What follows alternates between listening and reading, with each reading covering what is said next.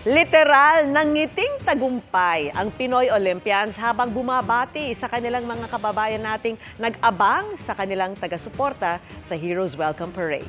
At nakatutok live si Joseph Moro. Joseph!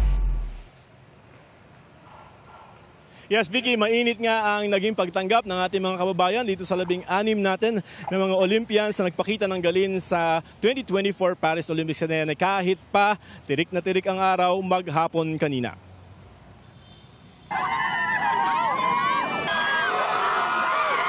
Sing-init ng tanghali ang pagtanggap ng mga kababayan nating nagabang sa Heroes Welcome sa mga sumali sa 2024 Paris Olympics. Alas 4 ng hapon nang dumating ang mga atleta na masiglang-masigla sa nakita nilang mainit na pagsalubong. Hindi alintana ng ating mga kababayan ang init ng araw kahit kaninang umaga pa sila nag-aabang dito sa ating mga Olympians. At nang dumating nga, wala na silang pagsidlan ng kanilang tuwa at pride sa mga Pilipino na nakapagbigay ng karangalan sa ating bansa. 16 na atleta ang sumampa sa float sa pangunguna ni Olympic double gold medalist Carlos Yulo. Game na game ang mga atleta sa pagsiselfie sa mga nag-aabang sa kanila. Masaya po.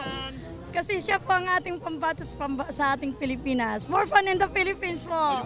Nag-AA pa nga si Carlos Yulo.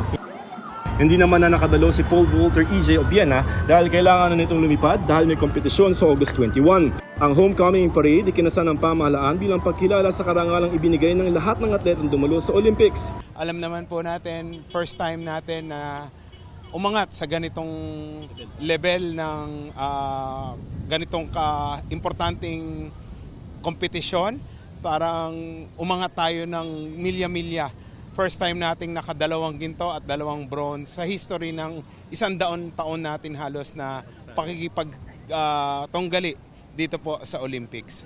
Umikot ng iba't ibang kalye sa Maynila ang parada at nagtapos sa Rizal Memorial Sports Complex. Tila simula pa lamang ito ng tagumpay ng Pilipino. Ayon kay Cynthia Carrion, presidente ng Gymnastics Association of the Philippines, ngayon pa lamang nagkakasana siya ng Gymnastics Olympic Team na sasabak sa Los Angeles sa 2028 kasama ang dalawang kapatid ni Yulo. I'm going to have a team. Not only Carlos Yulo, I want a whole team, Philippine team. With his brother as well, will be all the two, Carlos and Eldrew, and he will have enough.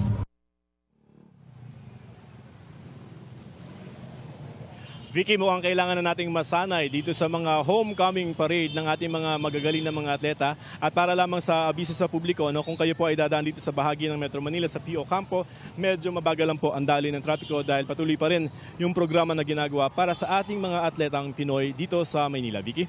Maraming salamat sa iyo, Joseph Moro.